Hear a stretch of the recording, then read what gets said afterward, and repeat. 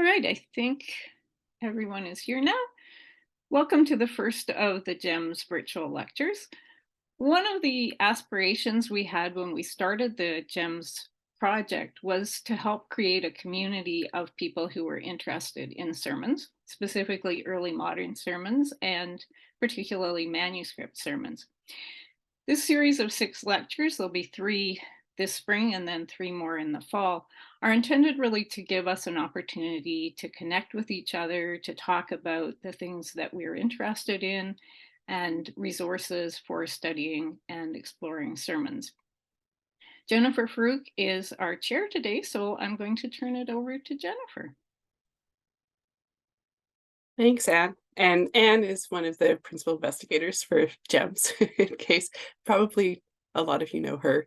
Yeah, I'm the project manager for GEMMS, and it is my pleasure to introduce Mary Morrissey, who will be speaking today. She is an associate professor in English literature at the University of Reading, which is, incidentally is also where I did my PhD. She is the author of Politics and Paul's Cross Sermons from 1558 to 1642, which came out in 2011.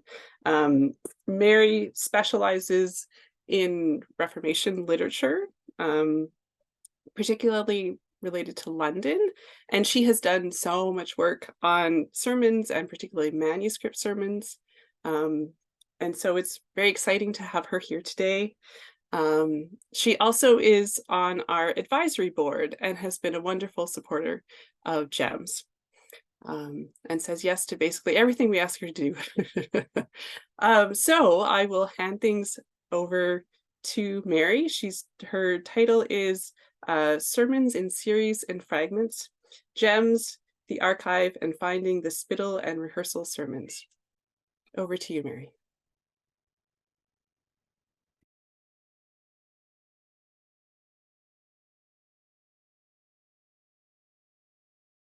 Sorry, I muted myself. Rookie error. Thank you very much, Jennifer and Jean and Anne and all the GEMMS team who invited me to give this talk today. I took the opportunity to think a little bit about what happens when we are trying to put records of sermons into a database. I think work of projects like GEMMS is helping us to gain a better understanding of how sermons were experienced as a cultural phenomena and how they survive for us to study through the textual witnesses that remain. And as we've seen from the database, some of those were made by preachers, some were made by hearers, and some were made by readers working from other manuscripts or printed versions of sermons. Another aspect of the work that GEMMS facilitates is how we bring together those textual fragments and how we use the textual fragments to trace preaching practices. And then that, I think, forces us to think about the way we gather the data, all of these textual fragments, and how we process them. And any kind of process of gathering together information and putting it into categories is taxonomical. We choose what to gather and we choose how to classify it. And in so doing, I think we shape our understanding of the phenomena that we describe. So some of the fields that we have in the database involve quite a bit of hard thinking about what goes into that box and how we describe that box and the textual fragments that are classified through that. And I want to look particularly at 2 of those kind of database fields. And one is pulpit, or place of preaching. And I want to think about how that relates to another that seems equally obvious until you start putting things into the database, and that's the sermon series. So I began working on the Paul's Cross sermons mostly because I wanted to look at preaching in London, but also because as a PhD student, I wanted a well-defined corpus of texts for analysis. I want to be able to say, if it was preached at Paul's Cross, it's one of mine, I have to deal with it. If it wasn't preached at Paul's Cross, even if it was only preached inside the cathedral, it's not one of mine, I don't have to bother with it. So choosing a category like pulpit made a lot of sense.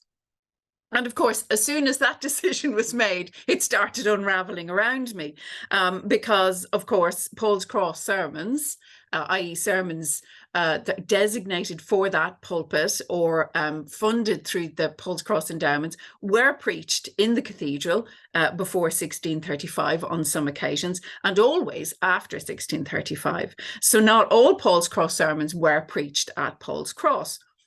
And some Paul's Cross sermons, the Easter Passion, the Good Friday Passion sermon, and the rehearsal sermon on the Sunday after Easter, are also inextricably linked to a different pulpit, to St. Mary's Spital. So pulpit becomes a not entirely unambiguous way of classifying sermons that we might want to treat as comparable. We might want to pull them all together and look at them as a unit. And the other term that I used when looking at Paul's Cross was series. And I knew at the time that I was treating that term slightly differently to the way others have used it. A sermon series is more often taken to be a number of sermons by the same preacher delivered in the same venue, possibly to the same auditory, on the same or sequential passages in the Bible. So there's a larger argument that develops over the course of individual sermons. Dunn's sermon on Psalm 38 from Lincoln's Inn, or the Psalm 32 sermons by Dunn from St. Paul's are good examples. And sometimes these sermon series are printed up in a decontextualized way as biblical commentaries. Obviously, the Paul's Cross sermons weren't sermons in that sense because they were delivered every week. But I wanted to get away from thinking about Paul's Cross as an institution, which was a word that was used a lot, because it wasn't. It wasn't governed by the cathedral canons. It wasn't governed by corporation statutes. It was just a custom that managed to get funding. And that made it flexible enough to change with political circumstances. So in effect, the sermons altered over the course of the 1630s and 40s and 50s. So what unites the sermon wasn't a set of rules, an institutional framework. I'm not sure even was the particular pulpit. It's something slightly more intangible. It's a combination, if you like, of the same people or the same type of people, the corporation, a repeated pattern of action and ritual, people processing to and from the pulpit, possibly also going to dinner afterwards. And those are the issues that I want to look at in more detail with respect to the Spittle sermons, because those issues are kind of raised in an even more extreme way, I think, when thinking about the Spittle sermons. But I also want to suggest why I think it's helpful to think of the Spittle sermons as a series rather than to think of the Spittle as a venue or a pulpit.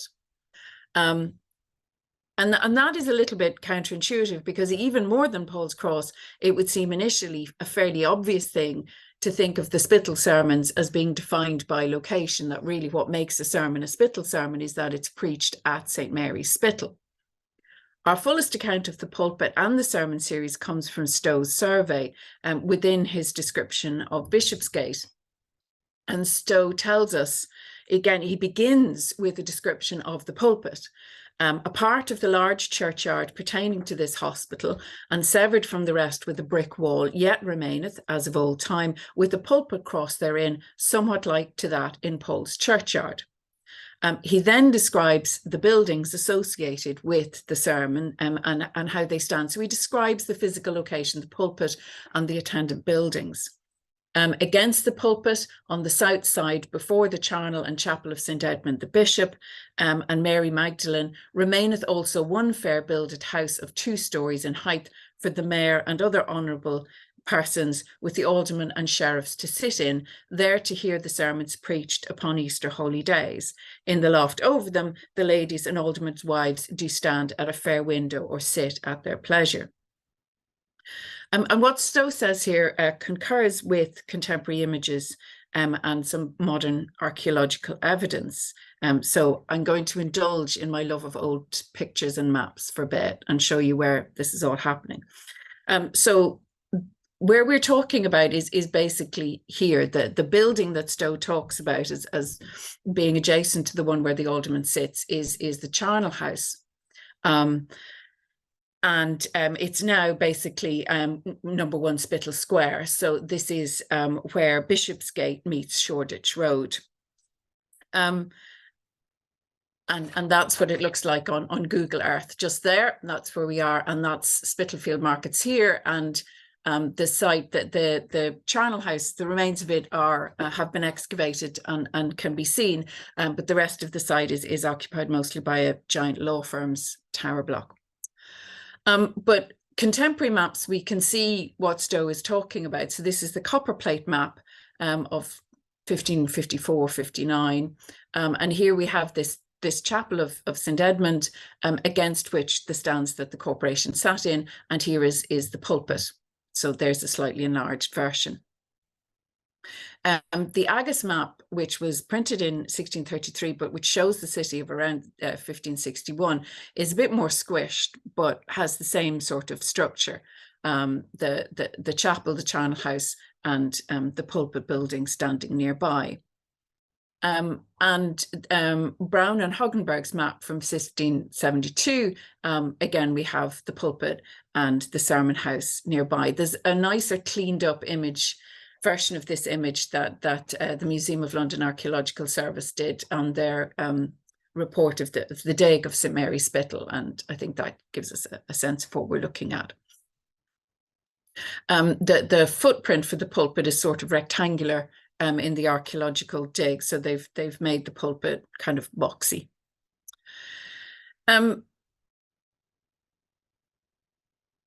This then is, do I have a picture? Sorry, I thought I had a picture of, this is, no, I've lost it. What remains today. So up against this chapel, there was, I think, timber-framed buildings where the Lord Mayor and the Alderman sat for the sermon. The corporation made annual payments to one of the Omen of the Chamber for fitting the building out for the sermons and for arranging porters to keep the doors. In 1571, it was £7, and this covered the cost of coals, faggots, rushes, string herbs, perfumes, and other things. And also for a stand of ale, beer, and bread for those who were employed in preparing and making ready the rooms. So there's quite a lot of work to be done, I think. Only after describing the physical space does Stowe go on to explain the custom of doing the sermons in an Easter series, partly here and partly at St. Paul's Cross. And I will come back to the Paul's Cross element of this. He tells us about the place that the sermon series had in the London government's calendar of civic ritual. At these sermons so severally preached, the mayor with his brethren, the aldermen, were accustomed to be present in their violet at Paul's on Good Friday and in their scarlet at the Spittal in the holidays, except Wednesday in violet, and the mayor with his brethren on Low Sunday in scarlet at Paul's Cross continued until this day. So the sense of this as an event in which the corporation are formally attending and the livery that they wear on each of the days is important to Stowe. He goes on to cite his sources for the antiquity of the custom, and as usual, time out of mind turns out to be rather more recent than you would think. In this case, time out of mind goes back to 1398, which is the first documentary evidence that Stowe has. And to be fair, I haven't found anything earlier, so Stowe knows as much as I do. And he lists the charitable bequests for the sermons, among which are endowments that also tell us a little bit about the physical arrangements for the auditory. He tells us that in 1594, the pulpit being old, it was taken down and rebuilt and reoriented towards the south. And also that a large house on the east side of the said pulpit was built for the governor and children of Christ's Hospital to sit in. Stowe tells us that this was funded from William Elkins, but that the first building decayed and the house had to be rebuilt by the corporation. Before 1594, so before this building work was done, it seemed that the children sat on a scaffold or platform built for the purpose. So there's an investment every year by the corporation in getting things ready for the Spittal sermon and in ensuring that the children of Christ's Hospital can attend. So I think basically the children are sitting on, I think what North Americans call bleachers. I think it's sort of wooden stands where the children are sitting. And so the pulpit with the buildings might have looked quite like St. Paul's Cross, except St. Paul's Cross has these sermon houses abutting the cathedral. I think they're more freestanding buildings at the Spital. So there's the chapel that we see the remains of. And I think the sermon house was here, the pulpit cross was here, and something that didn't leave much in the way of physical traces here to the east, where the children sat. Christ Hospital was in effect the orphanage for the city community, where the children of citizens who were left parentless, which was a not uncommon predicament in a city where population only increased by emigration. So these children were brought up until they could be apprenticed. It still exists as an independent school with a very distinctive blue coats uniform. The orphans' attendance became an integral part of the occasion, but that institution's Tudor origins belied the sense of unchanging history that Stowe's account gives us, time out of mind. The 1603 edition of Stowe's survey tells us that the children first attended the sermons in 1552, the year of the hospital's foundation. And John Machen's description of the scene from 1553 shows that it was still considered quite novel and eye-catching. The 3rd of April, went unto St. Mary's Spital unto the sermon, all the masters and rulers and schoolmasters and mistresses and all the children, both men and women children, all in blue coats and wenches in blue frocks, and with the scutcheons embroidered on their sleeves with the arms of London and red capes, and so 2 and 2 together, and every man in his place and office, and so at the hospital was made of timber and covered with canvas and set one upon another, for all the children sit one upon another like steps, and after through London. So there's a sort of a, they process to the sermons, they sit on these scaffolds, and then afterwards they process back through the city. I think the sermons were an event that was in effect staged to present an orderly view of the city and the city's charity. In 1598, the corporation notified the governors of Christ's Hospital that they should not bring the children now at nurse in the country back to the city for the Spital sermons in the Easter holidays, in regard of the said hospital, the dearth and scarcity of victuals and saving of charge to that house. So it was a year of serious food shortage in London. And so they said that the children who were being nursed in the countryside should not be brought back to the city. But they also informed the governors of the hospital that the preachers shall be moved to declare to the people the cause of the absence of the children kept in the country and the number of them. So it was important that even if the children weren't physically there, that those attending the sermons be aware of them and the reason for their not being there. So it indicates that even very young children did attend the sermon, and that their absence, even in a dearth year, was something that needed to be explained. In a letter to the Privy Council of 1617, the Lord Mayor explains that the rationale for this public display of the orphans was to build a place, and the reason for having them on display and building a place for them to sit and to show themselves in remembrance of their good benefactors and of the comfort they received by their gifts, whereby to stir up imitation in others. So the investing in the buildings where the children could sit was to have them on display and stir up charitable motives in those that were watching the sermons. Collections for charity were often taken at the Spital sermons, and a roll call of benefactions made by the citizens was read out by the preacher as part of the sermon. We've a surviving version of this in one of the rehearsal sermons. So the citizens were given verbal and visual affirmation of their charity, while the preacher encouraged them to give more. The presence of the children of Christ's Hospital became a key part of the ceremonial element of the Spital sermons. The music master in the school was commissioned to write an anthem for the children to perform at the sermons on each of the 3 days. We're not entirely sure when the custom began, but we know it was happening from 1610, and these psalms of thanksgiving, including the one for 1610, were printed as broadsides, along with the governor's annual report. In later 17th century sermons, you have the reports of the various city governments there as well. The proceeds of the sales raised money for the school, and many of them are extant. Although St. Mary's Spital stopped being a charitable institution at the Reformation, it is clear that the Spital sermons were very closely associated with the London government's charitable endeavours in the early modern period. These were hospital sermons in that they took place on the site of the defunct St. Mary's Spital Hospital, but they also became hospital sermons because they addressed, perhaps in both senses of the term, the children of Christ Hospital. The children were there, but they were also, in a sense, the subject of the sermons, charity in general, but these children in particular. I think the first sense in which these were hospital sermons disappeared, sermons preached at St. Mary's Spital. But the second continued well into the end of the 17th century and beyond.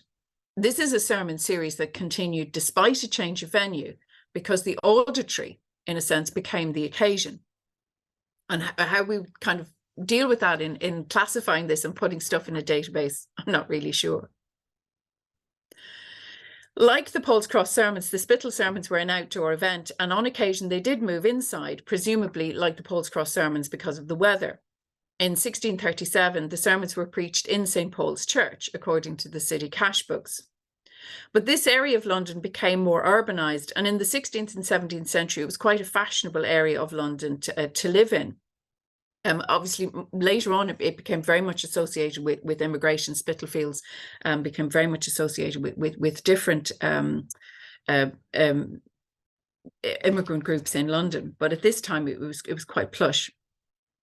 We know a man called Stephen Vaughan acquired control over much of the property in the precinct after the dissolution of the priory, and the property was then inherited by his sons. And we know that from the 1580s onwards, the corporation were negotiating with Mr. Vaughan about the use of a house there for the hearing of the sermons at Easter.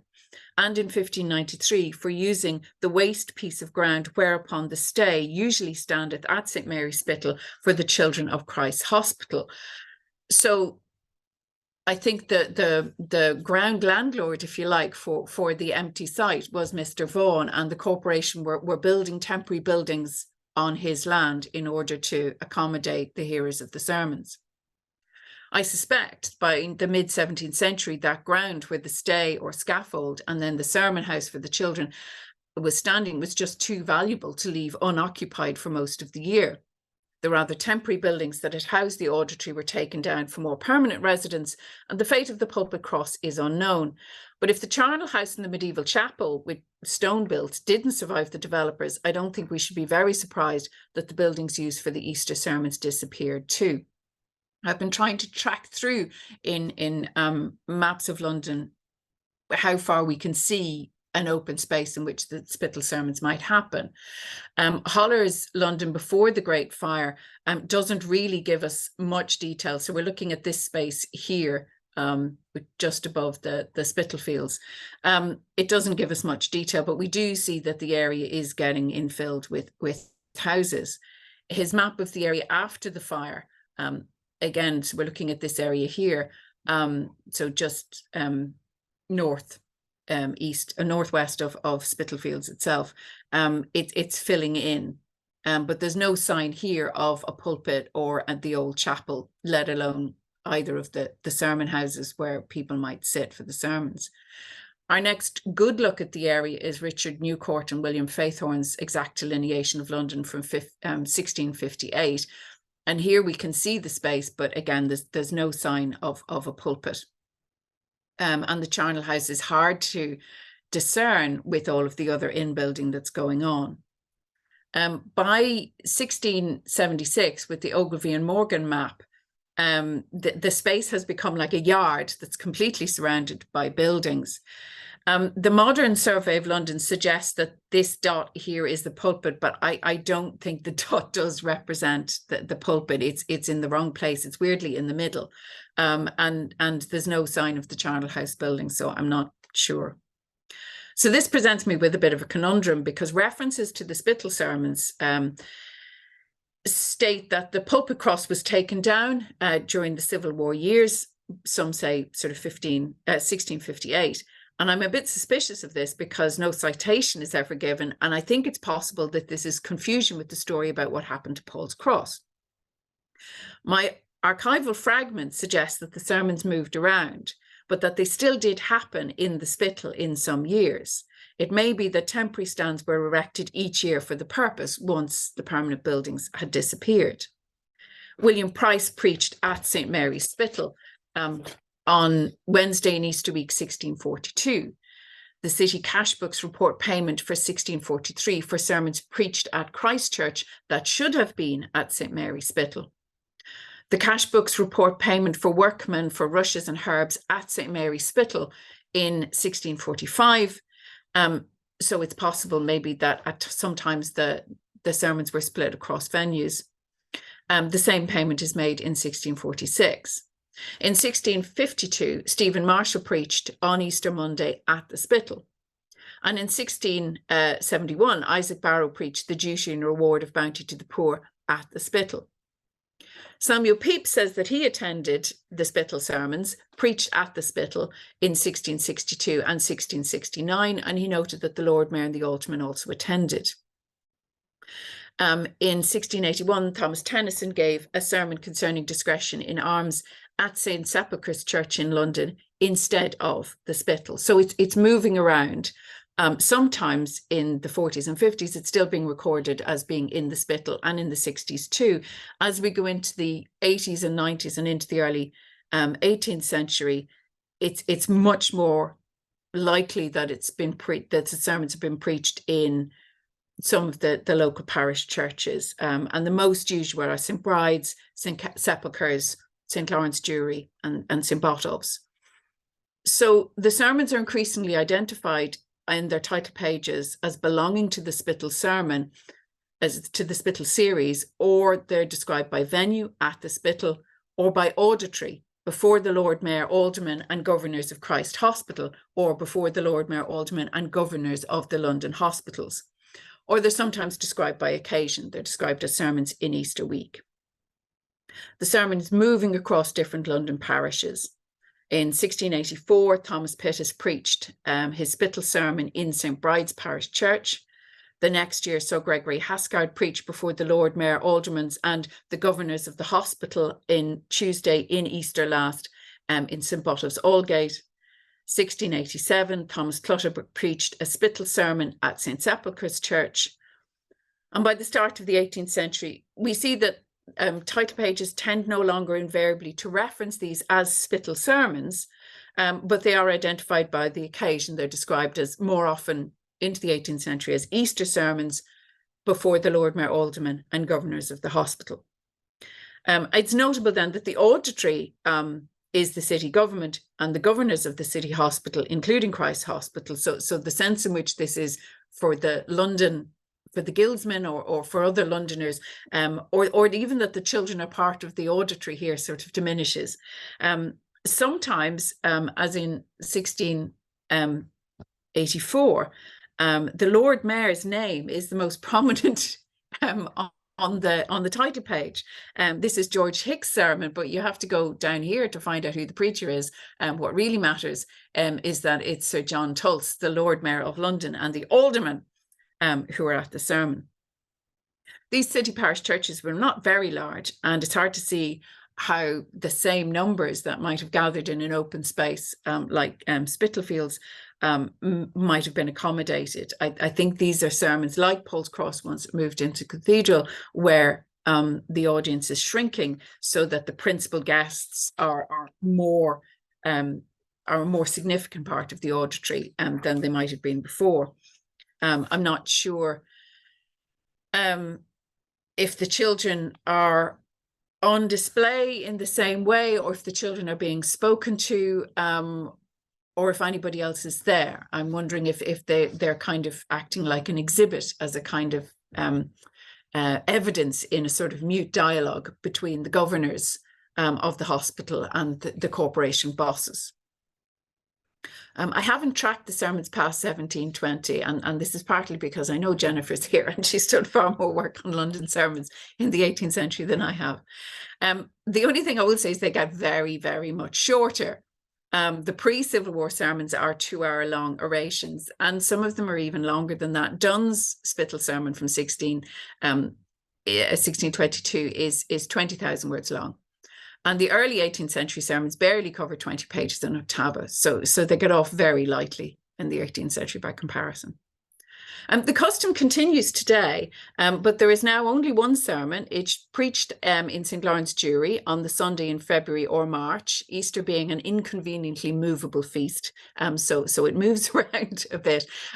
Instead of having it on Easter Sunday, they have it on a day that's convenient for the Lord Mayor in February and March. The website for St. Lawrence Jewry tells us that since the city's links with Barts, Bethlehem and St. Thomas were severed by the National Health Act of 1946, the sermon is now attended by the Lord Mayor, the Court of Aldermen, Common Councilmen and the governors of Bridewell and Christ's. Pupils of Christ's Hospital and King Edward School, Whitley, alternate in providing readers and choirs for the service. So the Spittal sermon endures, having moved places many times, having lost most of its original auditory and being displaced from its original occasion. It doesn't happen at Easter anymore. But enough persists of the early custom for the continuity to seem credible.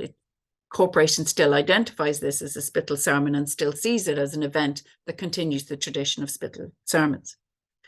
And so I think it is justifiable to classify these as a series, to treat as comparable sermons that say on their title page that they were preached in Easter before the Lord Mayor, and sermons from the 16 teens that describe themselves as preached at St. Mary's Spital in Easter. And the reason why I want this to be true, to be honest, I want to be able to think of these as a series of sermons that are comparable, is because I think there's much that we might learn about attitudes to the poor and charity, about ideas of fraternity, ideas of education, and ideas also about the relationship between those themes and Christian fundamentals. This is an Easter sermon, and so certainly in the 17th century, the doctrine of the resurrection is very visible in the arguments, and so also is the idea of the church because people took communion, and Dunn says in his Spittal sermon sort of reassert their relationship with the visible church on Easter Sunday. So I think there's an interesting connection to be made between these as Easter sermons and charity sermons in the way that it treats notions of the church as a community and ideas of fraternity that are so prominent in the corporation's ideology. But in order to do that, I need to pull together all of the existing sermons, read them all and see what falls out. So in order to put them together, we have to have a sense of them as a series. We have to say what is coherent in this group of texts that makes it sensible to treat them as belonging together. So writing this account of the series is a work that is piecing together fragments. So this justifies the fragments in my title. Printed sermon title pages, corporation records, references in the various editions of Stowe's survey. And sometimes you need to go through the various editions of Stowe to see what gets added over time. Stray references from diaries and from letter writers. So our construction of a sense of these as a series, our understanding of how they happened and where and when and before whom and why, involves pulling together fragments from lots of different archival sources. But another aspect of the Spittal sermons that makes them difficult to classify, difficult to put into a database, difficult to manage, but also I think makes them more interesting, is the fragmentary nature of the series in the way that the textual remains come down to us. Unlike a series of sermons preached by the same person to the same auditory in the same place on sequential parts of the Bible, these sermons were preached by 3 different people as part of a larger 5-sermon series that took place in 2 different places, Paul's Cross and the Spittal. And the first 4 sermons in the series, the Passion Sermon on Good Friday, the 3 Easter sermons at the Spittal, constitute a very significant part of the 5th, the rehearsal sermon. And how the whole series belongs together, again, we owe Stowe for this description of how it happened.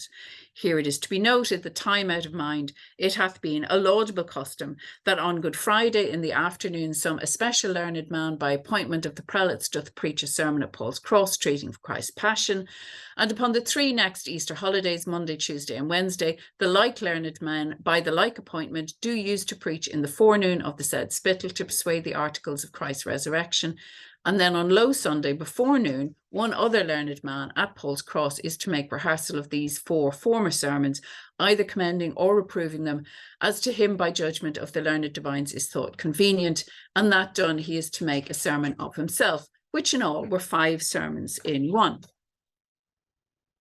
So we could call the Spittal sermons a 3-day series.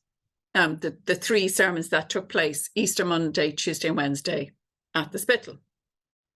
Or we could call it a 5-day sermon series, taking in the Passion Sermon at Paul's Cross and then the 3 Spittal sermons and then the rehearsal, because these are all attended by the same people, particularly the Lord Mayor and the Alderman. We might view the sermons on each of the 3 days as a series, so compare Passion sermons from different years or compare Easter Monday sermons from different years. Or we could treat the 5-day group as a single thing and compare the Easter sermons from one year with the Easter sermons from another year, if we had. So there's lots of different ways that we could create links and comparisons between the different sermons in the series. And if we were to ask the sensible question that a colleague suggested when I said I was doing this paper, what did they think was a series? I thought, well, that's one I definitely need to answer. And the answer is, I don't know. It's not clear, because the textual remains of the sermons are quite fragmentary. Relatively few Spittal sermons are extant. Now, a high proportion were printed, particularly from the 1590s onwards, but there were only ever 3 a year. So the absolute number is going to be quite small. Many of those invited to preach, particularly on the Monday, were senior clerics, bishops and deans. These were men with many obligations to preach and not a lot of time. So preparing a sermon for publication may not have been top of their agenda. Again, this is particularly before the war, that they're more likely to be preached in the 70s, 80s and early 18th century. I think partly because they were shorter. Some of the senior clerics for the Monday sermon would have been in London for other reasons. Some were court chaplains. And they had neither the time nor the need to publicise their efforts. And so they would be disinclined, I think, to go to the trouble of printing the sermon as a single quarto. And so some of these sermons were printed as part of larger collections at the end of a career or posthumously, as with John Donne's 1622 Spittal sermon. Or they could appear both in quarto and in larger collections, as we have with Thomas Playfair's The Mean in Mourning. The Mean in Mourning is a genuine example of a sermon so popular it was pirated. This is the sermon as it appears in the whole sermons of the eloquent divine of famous memory Thomas Playfair, and both of the Spittal sermons take the prime position in the collection. The Mean in Mourning and the Pathway to Perfection, and then the next one, Heart's Delight, is a Paul's Cross sermon. So he's giving prime billing to his Spittal sermons. This is the quarto edition, which he brought out because there were 3 issues of this pirate, a most excellent and heavenly sermon. So the Spittal sermon appeared twice. Some other preachers may have considered their manuscript sermon notes or sermon books a resource in themselves, so without needing to preach. We know from the work of Rosamond Oates that Toby Matthews, Archbishop of York, gave his sermon notes to his chaplains. And copies of 2 of his Spittal sermons survive in the same manuscript in the Bodleian Library. And this is in the GEMMS. GEMMS knows about this one. Top Oxen E5. So the sermon from 1581, we have the whole sermon, and it's one of 2 sermons with a Good Friday sermon. So it says 2 sermons made upon a part of the 10th chapter of the Epistle to the Hebrews, one before the Queen's Majesty at St. James upon Good Friday, the other at the Spittal the Monday following. And here's the Spittal sermon from 1581. So the one partly explains the other. Matthews was in London for Easter because he had a court obligation to preach on Good Friday, and he could therefore accept the invitation to preach at the Spittal. From 1576, we have an extensive, a 4-page extract out of the Spittal sermon that he preached in that year in 1576, but not the whole sermon. I'm not entirely sure why we only have some of the sermon. I have one suggestion that I'll get back to. The corporation records showed that there was a definite hierarchy for the preaching slots. The Monday sermon usually went to bishops and deans, Tuesday usually went to senior clerics, archdeacons, depending on how many bishops you had. Wednesday was for the rising star, young men finishing higher degrees, bishops, chaplains, popular London preachers. Those last were the men most likely to agree to preach and to have their sermon printed, because the prestige of these sermons was useful to them, and because a Spital sermon helpfully fulfilled the requirement to preach at Populum for higher degrees, particularly in Oxford and Cambridge. I think that's probably what took Lancelot Andrews to the Spital in 1588. We've no records of Andrews doing a turn at any of the big London pulpits, big public pulpits other than this, and I suspect his preaching at the Spital in 1588 was to get that requirement done with. These sermons tend to appear, if they are printed, in quarto, and they tend to appear shortly after the sermon. Sometimes they appear in smaller collections with another sermon or two. The first printed quarto of a Spital sermon I have is Thomas Drant's, preached in 1570. And this is printed again, 2 sermons, and the other sermon is a court sermon. Using these quartos and individual sermons that survive in manuscript and print, we can reconstruct at least some of the series for a year. So for 1642, I know that George Downham and Francis Marbury both preached, and I know that Marbury preached on the Tuesday because that's what it says on the title page. I'm presuming that Downham, being the more senior, probably got the Monday slot, but I can't be sure. And for 1685, this is really what I want. We have the 3, Francis Turner, Bishop of Rochester, on the Monday, and then George Hicks, Dean of Worcester, on the Tuesday, and then Thomas Pittis, DD, Rector of St. Botolph's, on the Wednesday. And for 1698, again, I have all 3 in quarto. Gilbert Burnet, Bishop of Salisbury, Samuel Freeman, Dean of Peterborough, on the Tuesday, and Thomas Linfield, DD and Royal Chaplain, on the Wednesday. And in both of these, you can see the hierarchy across the 3 days quite neatly. The only thing that would be even better than piecing together the 3 sermons from 3 different quartos would be something like this: The Great Work of Redemption, delivered in 5 sermons at St. Paul's and at the Spital, April 1641. I think the dates in this are really significant. So this is the series from 1641, and it was printed in 1660, 20 years later. We have all 5 sermons in a series printed together. There's a similar collection, which I haven't got a picture of, in St. Paul's Cathedral Library, but again, this is in GEMMS, Manuscript 38F22, which contains 4 sermons preached in 1588, the Paul's Cross Passion Sermon and the 3 Spital sermons, including the sermon by Andrews. Andrews was the Wednesdays, the junior. All that's missing is the rehearsal sermon. And that raises an interesting question about how the compilers of this collection, the Great Work of Redemption and the St. Paul's Manuscript, got their hands on all of these copies, because these are individual sermons by different people. Who's putting together a single manuscript or printed edition with the whole lot together? One intriguing possibility is that the manuscript copies were made by the older children present at the Spital sermons.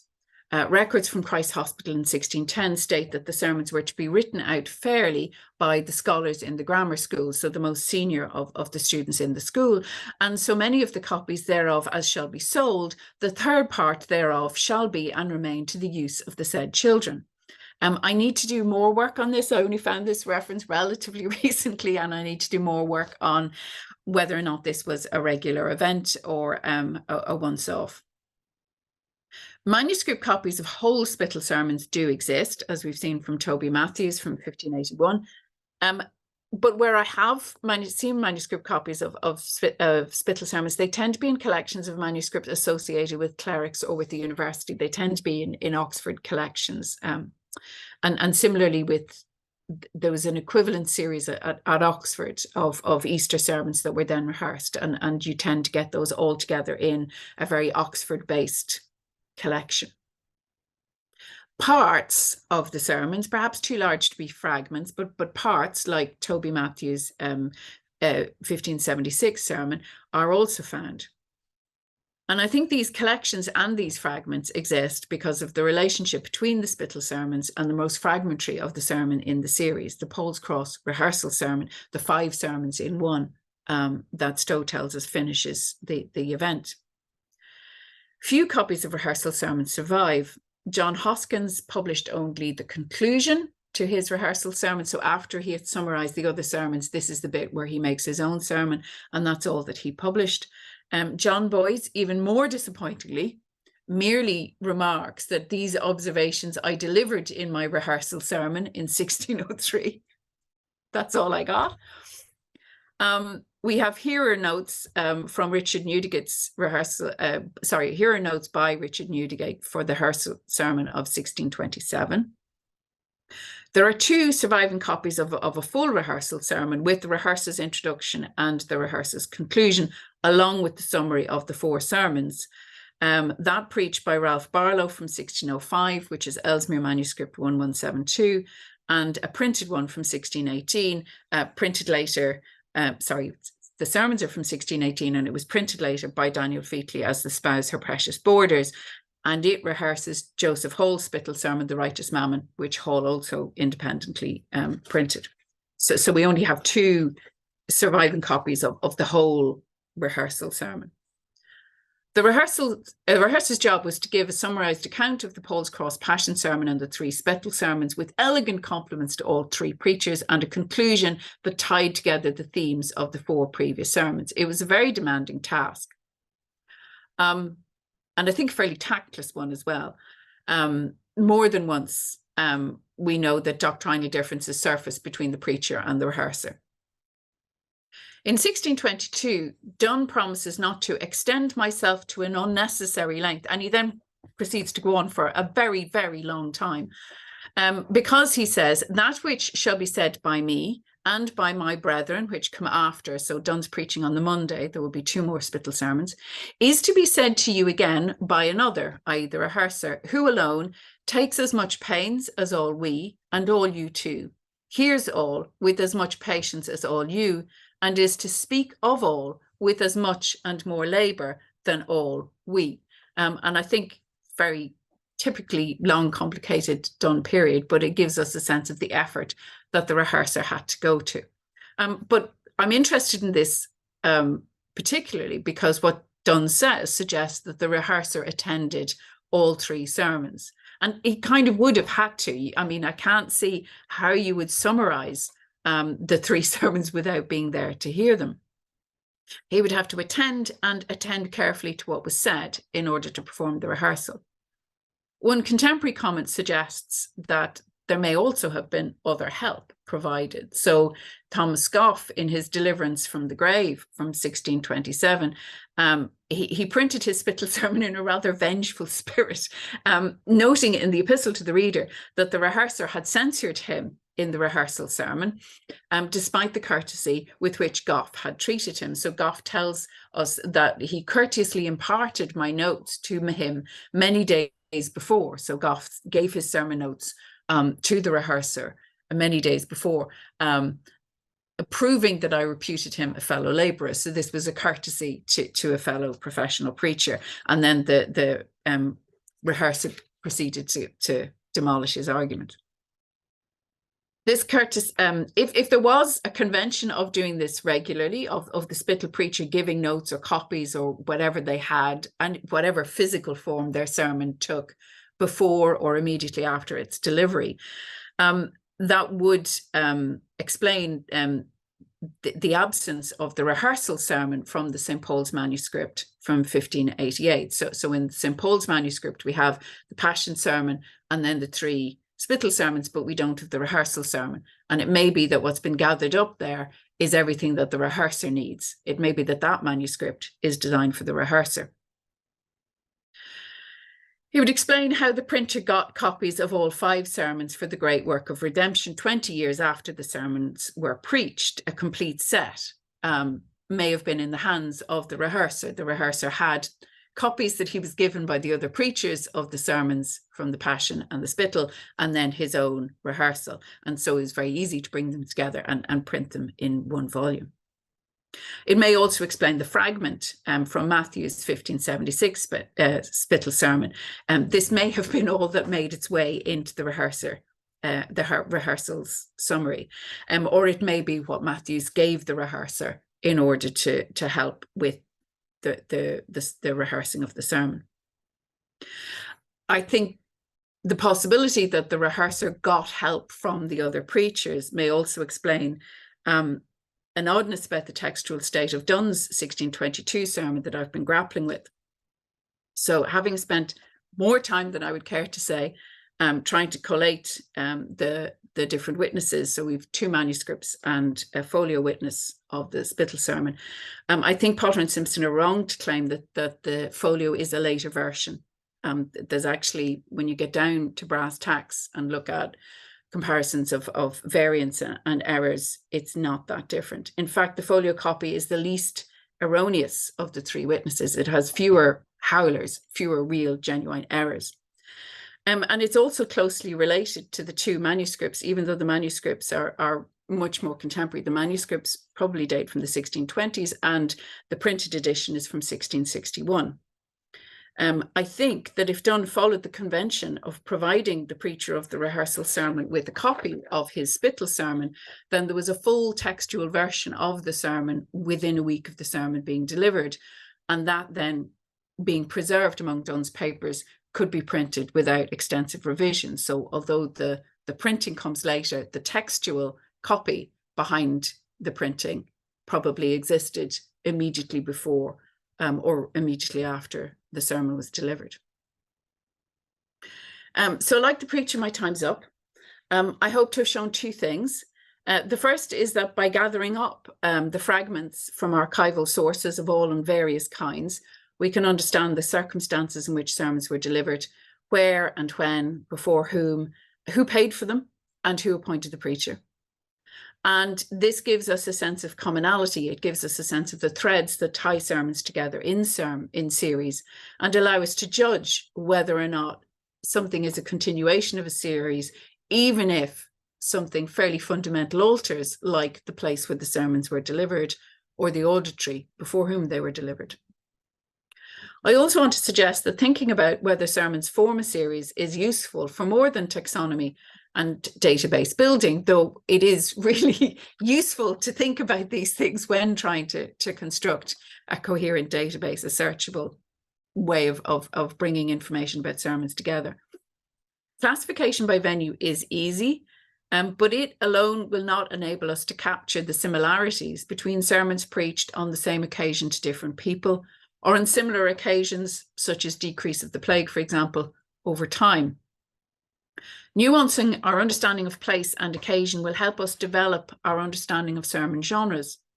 It will help us to think about comparisons and differences, about changes over time, changes in doctrine, changes in argument, and changes in style.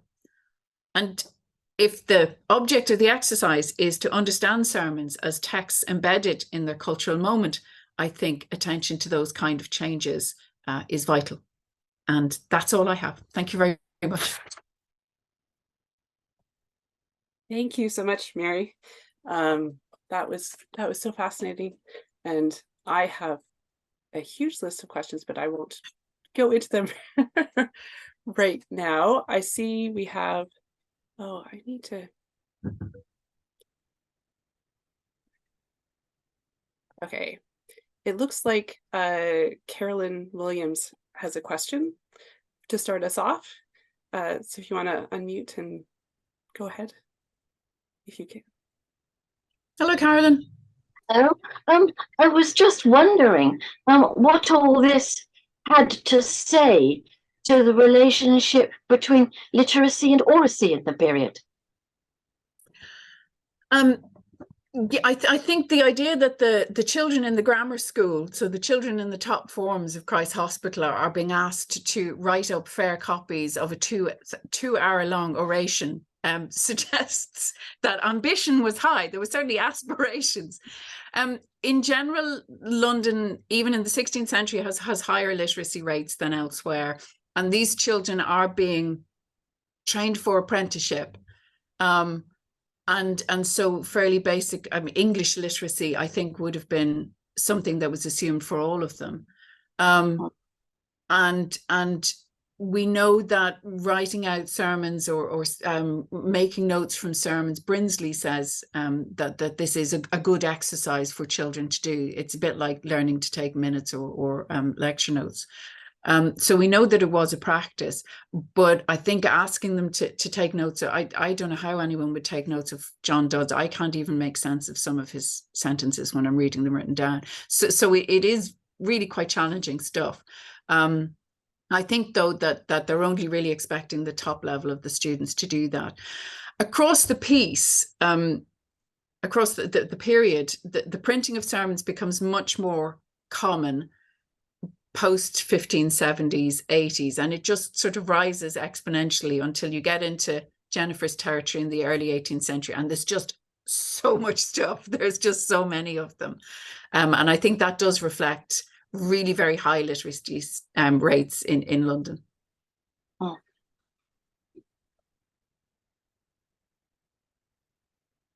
Thank you.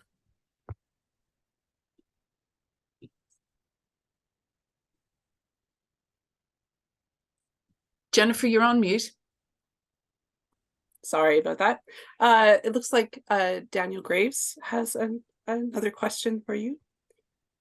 Hi. Thank you for a wonderful talk. I'm wondering has there been much work done on, I was interested in the piece between who happened to be in town at the time and where they were preaching. So, you know, with respect, you mentioned the piece about somebody was preaching at court on Friday, and we know that there were particular people who were always preaching on certain days, and other places were different kinds of entry points into court preaching.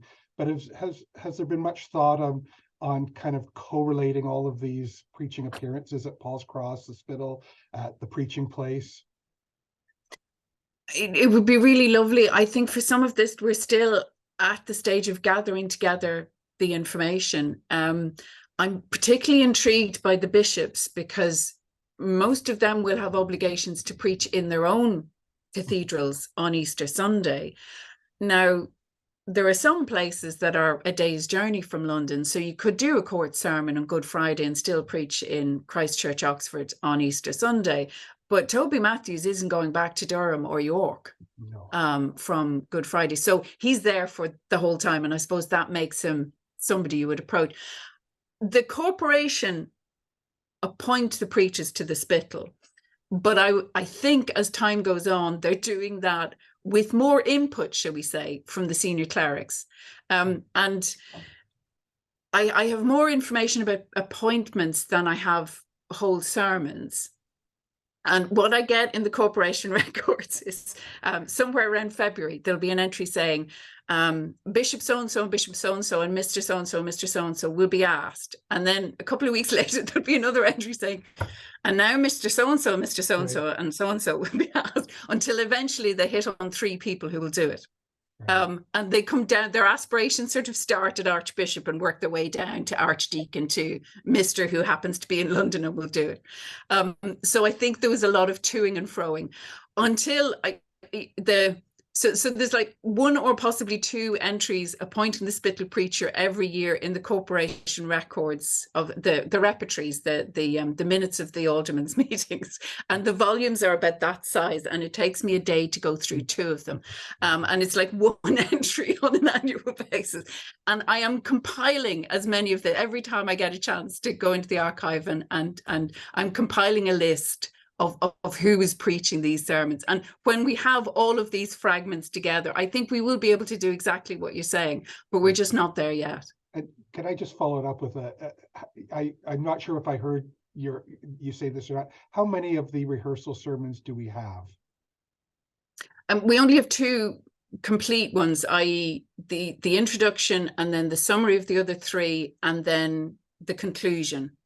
One is in manuscript in the Huntington, and one is Daniel Featley's printed one. Thank you. All right, Anne Hughes is next. Thank you. I just want to say I thought that was a fantastically interesting sort of way of looking at the sermons, and I was just thinking there's And I thought, particularly in a way, from the preacher's point of view, this very nuanced thing about what day was best and the sort of career path, you know, because it seemed to me that these clearly are a series, but there's different ways of locating them away from being a series. And one would be in your career, you know, and whether you ever got to do the Monday, and whether you had to, you know, at a certain stage, Wednesday would be an honour. If you're a bit more advanced, you might not find it an honour. And the other thing, I suppose, well, two other things. One, I think I found some Spital sermons, I think printed ones just from the 40s, because I was interested in the preachers. So I think those 40s ones, 45 and 46, I think Thomas Hill and people like that. And that must be quite an interesting period where you're doing all these fast sermons as well. You're bumping into the same people all the time and the same sort of audiences. And clearly sometimes the fact the two fast preachers before the Parliament, you know, they knew what each other was going to preach on. And sort of harmonised it. Sometimes they definitely didn't.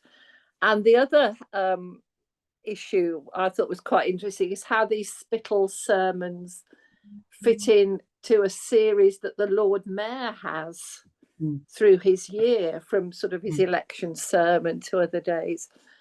So that's really comments on questions, apart from if you could tell me the date of the Christ Hospital note taking, because that was really fascinating.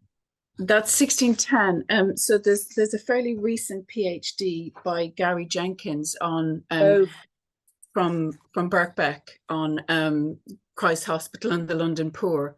And I need to do more on the stuff that he's uncounted there, but it's 1610 is the reference to them writing it out. What you say about the career path is absolutely great and true. It's also interesting that I think you can get too important to bother doing them at all. I think it's much harder to get the bishops. And the other thing I think is part of this career structure is actually, I think there's sometimes career benefits in creating the manuscripts. And that's why they tend to center on you know, there are kind of London collections. And I've been thinking, so this is the one that Toby Matthews is in, and it's just all of the kind of catalogue references to it mention the fact that the hand in this is just gorgeous. It's one of the nicest 17th century hands. It's a beautiful thing. And I wonder if part of the copying out of these sermons was an exercise in calligraphy. It was showing, A, I have the contacts to get copies of these sermons, and B, I have the writing skills to produce nice. So as well as the preachers creating them, I think in that awkward period between graduation and becoming old enough for ordination, I think there are university-based preachers who may be creating these compilations as a sort of a showpiece. Now, that's completely blue sky. I have no evidence for any of that, but I think that is one of the things going on. What you say about the 40s and 50s, Elliot Vernon has just I don't know if it's appeared yet, but he has been working on the sermons preached in the 40s and 50s at the corporation in St. Paul's. And again, as I go through the repertories, I've been tracking through the Spital sermons, the Guildhall sermon, the new churchyard sermon on Whit Sunday, and the occasions when they attend Paul's Cross. And up until the Civil War, that there's real consistency. The same people that are being invited by the bishop to preach the rehearsal sermon are being invited by the corporation to preach. Now, I think the politics of the 40s and 50s, that gets more difficult, and it would be really interesting to track that. And when we've pulled together all of those appointments from the repertories, I think some really interesting stuff might fall out of that. The other thing that's useful is the cash books, like you said as well, yes, where is used, and then also I can get people to lift them onto the table. Well, no, I can lift them onto the table. It's getting them back off. I used to feel the silly they old don't woman, tend. they are useful. They don't tend to name preachers for me. They just say page Oh, right. 245 or 54. Oh, right. Sorry, 50. It's 55 Paul's Cross, and so I think it's the 3 Spittle sermons and then 52 weeks of the year for Paul's Cross. But they also have stray references to finding out how everything looked and like the stuff about the sermon houses and I think there's one point where the alderman's ladies sit and eat candy junkets during the sermons, which does make the event sound more fun. And that sort of stuff is in the remembrantia is also useful as well. Sometimes there are letters. Thank you very much. Excellent. Ralph Holbrook has a question. Thank you very much, Mary. I just wanted to ask about the role of the rehearsal sermon, or what I perceive perhaps in error as a tension here. I think you said at one point that the task of one of the functions of the rehearsal sermon was to say complimentary things about about the preacher's predecessors, and indeed some of your quotations around that point suggest that people felt it wasn't the done thing. It was rather mean to be critical, and yet that's precisely what the quotation that you earlier included from John Stowe suggests. Did he use the word reproof? I'm not quite sure. Yes, he says that the rehearser has the opportunity to either commending or reproving Yes. the four. Yes. Yes. So I think I think the possibility is there for the rehearser to commend or reprove, but I think the suggestions I'm getting is that it was considered bad form to publicly reprove. And so Daniel Feakley's Spouse Her Precious Borders is interesting in this, because one of the sermons, Francis White, talks about charity being rewarded in heaven, and Feakley maneuvers his summary maneuvers that away from a kind of a suggestion of merit, and that's one of the passages that's censored in the Clavis Mystica collection when it's printed. So Clavis Mystica is censored when it's printed in 1637, so it exists in 2 states. And the rehearsal sermon, the Spouse of Precious Borders, is one of the sermons that was altered by the Laudian authorities. And the bit they altered was Feakley's account of Francis White's sermon. So it is quite loaded. William Alabaster preached at the Spittle, and Cromwell's maiden speech to Parliament talks about the flat popery that Alabaster preached, and how the rehearsal tried to commend or reprove this, and how they got into trouble for doing so. So I think it did happen, but it was not kind of what people expected from the event. They didn't expect it to be a kind of an intellectual tussle. This is not a university event. This is very much a public event. So disputes between preachers, I think there's a sense that it looked bad. Perhaps it was indeed commoner earlier on, or insofar as it happened. Yes, and I have no records of Spittle sermons from the sort of early Reformation period, and I don't really know. I don't have printed or manuscript versions of anything really past 1565, and that's the Tanner 50 has some, and we know that the preaching of the Spittal sermons gets caught up in whether or not Samson and Lawrence are going to be allowed to preach in 65, 66 during the Vestiarian controversy. And the correspondence there between the Privy Council and Parker seems to be about that the sermons absolutely do have to go ahead, but they absolutely don't want that guy in the pulpit. I haven't Spittal sermons from the 20s and 30s, so I don't know if there was more direct confrontational preaching, and I don't have rehearsal sermons from that period. I don't really know when they start doing the rehearsal sermon thing. Stowe says it's time out of mind, but I never believe Stowe when he says that.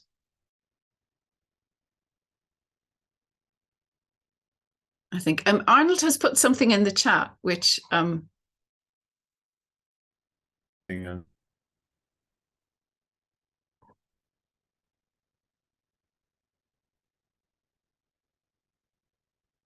which is could I ask Arnold to tell us, to explain to us what this fragment is?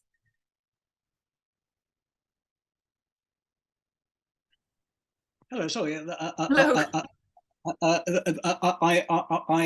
had a question, but then you answered it, so I lowered my virtual hand again. No, it was just that I thought I'd show an image from the archives, which is another little archival fragment, which is a form of receipt for a charitable donation to Christ's Hospital, which is addressed from the mayor to the donor, and is rather charming because it's a little printed poem. And I suppose the only point that makes really is that, you know, is that although the Spittal sermons are kind of once a year occasion, they are part of a kind of bigger culture of charity. As I seem to be asking a question anyway, let me ask a question. I mean, can you say a bit about the kind of locating Spittal sermons geographically and also socially? I mean, geographically, it interests me because of the contrast with Paul's Cross. I mean, Paul's Cross is, as it were, ground zero. It's right in, it's as it were the kind of the central point of the City of London, whereas the Spittal is out on the periphery, isn't it? It's out on the edge. So I wonder if there's some kind of a kind of symbolic contrast there between centre and periphery, and as it were the Spittal sermon is as it were defining the border of the City of London in some way. So I wonder if you'd looked into that at all. And then socially, going back to this point about about these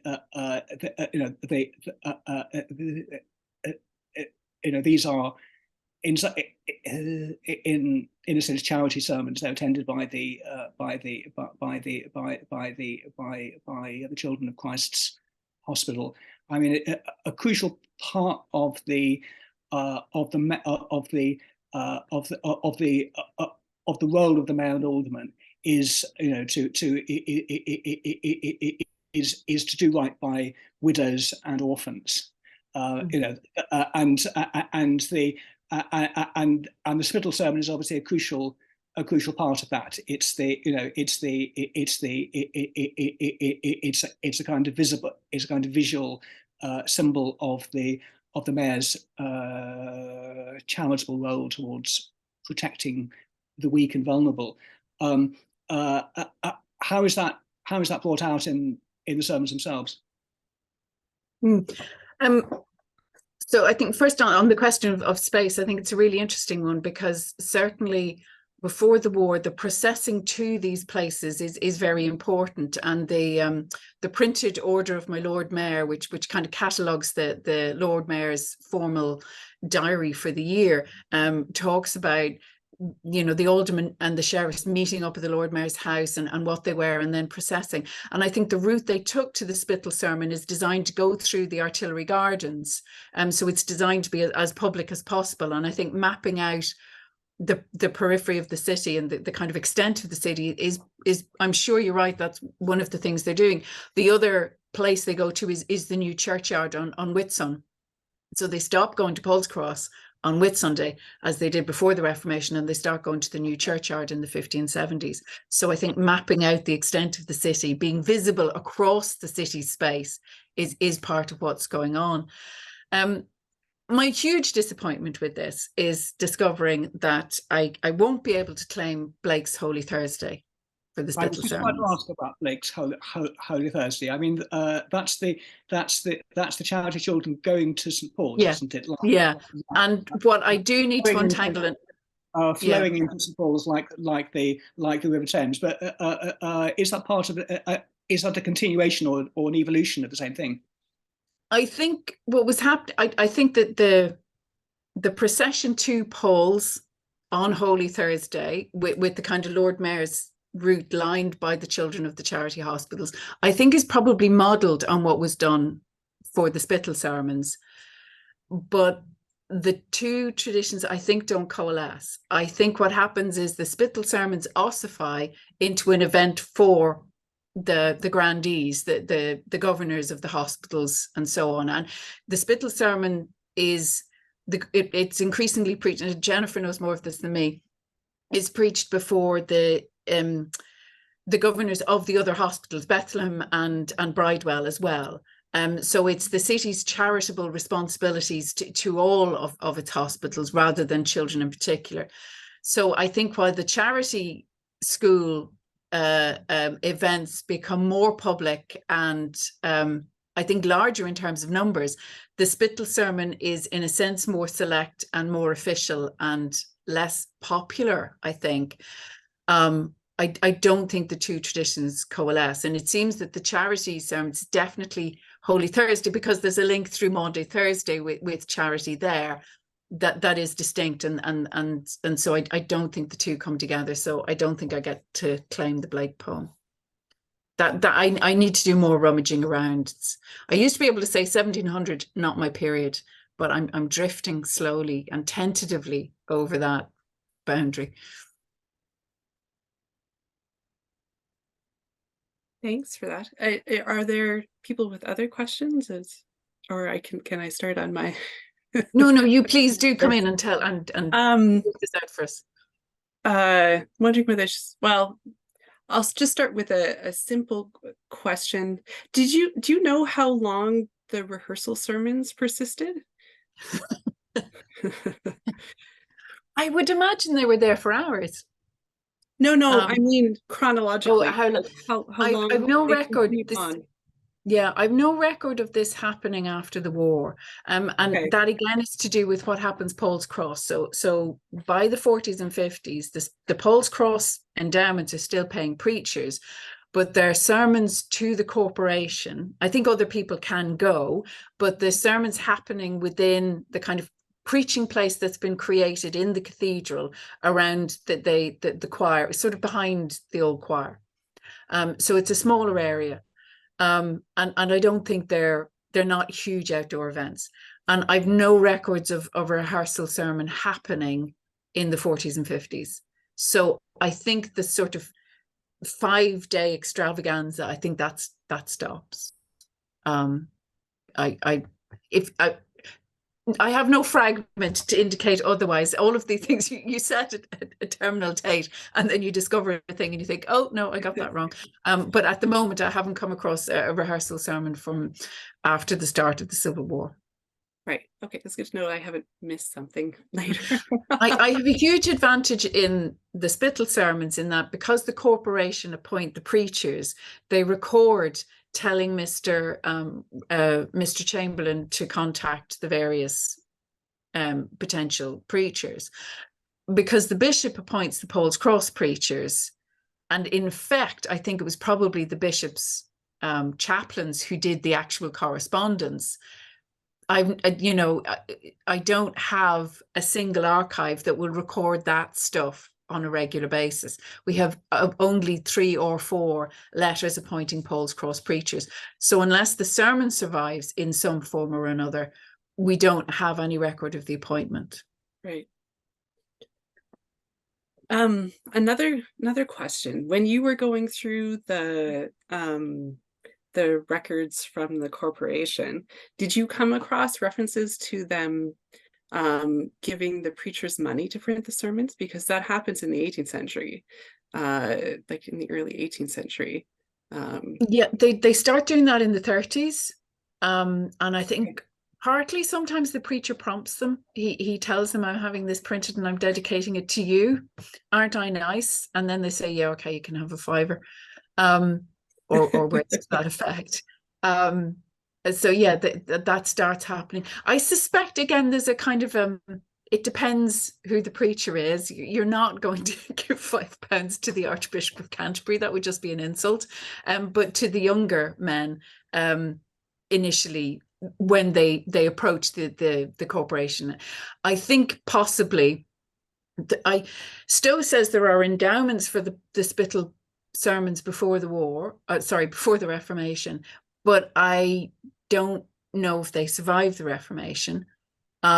When the corporation take over the payment of the Paul's Cross sermons, they start paying the Spittal sermons and the Paul's Cross sermons together. So the entries are paid to 55 preachers at St. Paul's Cross and the Spittal.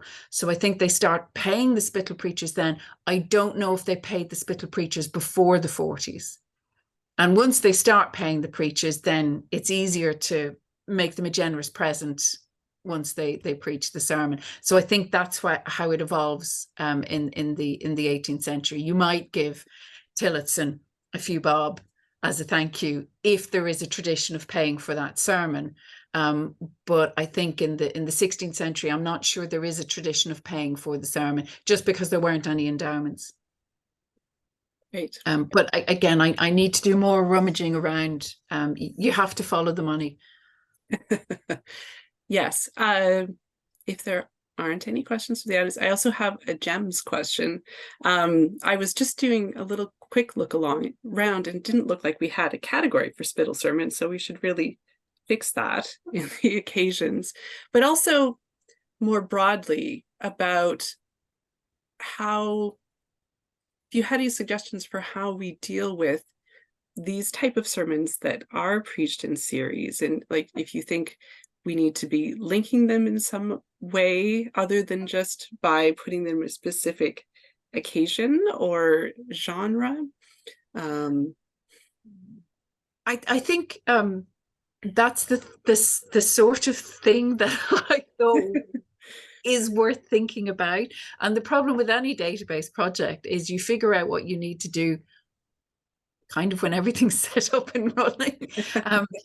I suspect, because of all of the things that Anne mentioned and that we talked about, it would be hard to create a category for these as a series because they change. But possibly creating links or cross references, I suppose, might make them easier to, like, being able to connect the rehearsal sermon. But some of that's done already, because you can look at the other sermons in the manuscript. So for the St. Paul's manuscript in particular, we've got entries for the individual sermons, but there's also an entry for the manuscript, and that would get you to the whole set. Yes. Yes. So I think those things that are there, and because there are links, but the categories are not watertight. It's very hard in database. You need really clear fields, don't you? Really clear categories, and this is just too messy for some of that. But I think finding ways to link things is useful. But I think creating ever more nuanced categories, I think that way madness lies. It looks like Carolyn Williams has another question. Yeah. I have a rather very broad brush and general suggestion, because I do the 18th century, and it occurs to me that something that is coming through, that also comes through hot and strong in the 18th century, is the idea of the charity sermon. Yeah. thinking, you know, that because of the 18th century, I mean, it's sort of sensational to the point of vulgarity, you know. I mean, you've got two examples of charities. Well, three. You've got the Foundling, of course, you know, all the little children and you know, Handel composing oratorios for them. You've got you've got the Magdalene, you know, the reformed prostitutes, i.e. 9-year-old girls who'd been raped by their uncles, you know, and were therefore fallen women for life. You know, and they're being pushed, whose cause are being pushed by, among other things, Dr. William Dodd. And then you've got the Royal Humane Society, which of course was about resuscitation, where you get processions of people who are the grateful resuscitated coming to the chapels, you know, and then again music and sermons. And of course the whole thing gloriously comes together when the Reverend Dodd of, you know, Magdalene fame is caught out performing a crime when he robs money from the mistress of one of his noble patrons, and he is hanged for forgery. And the rumours are very strong that his friends got together and actually tried out the Royal Humane Society's methods on him, but unfortunately failed because the crowd at the execution was so great. It took over an hour for them to get him cut down and smuggled off to the inn where they were planning to do the operations. And the whole, you know, and all this territory must be paved with sermons. Yes, I think there is never a lack of sermons. In some ways, what we find ourselves trying to do is group them in manageable corpora in a way, finding categories that allow us compare enough so that there is useful distinctions to be drawn. And as you say, the charity sermons, there's charity school sermons, there's different charities have sermons, there's one-off events, there's series and so on.